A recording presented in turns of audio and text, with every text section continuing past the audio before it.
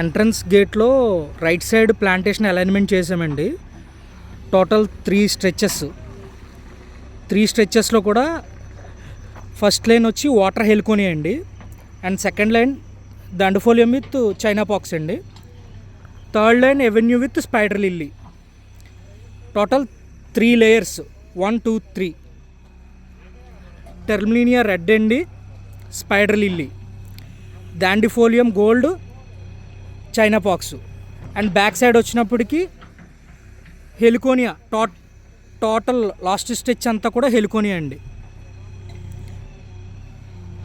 ఇది 3 lines plantation alignment.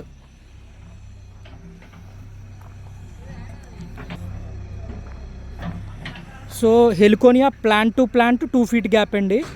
డాండిఫోలియం every 3 feet plus కింద filler plants China pox వచ్చి every 2 feetకి zigzag వేలో 2 లైన్స్ పెట్టామండి. అండ్ టెర్మిలీనియా ఎవ్రీ 15 feetకి ఒక plant, and filler plants spider lily every 1 feetకి 4 lines పెట్టామండి. Entry గేట్లో right side అండి plantation ఇదంతా.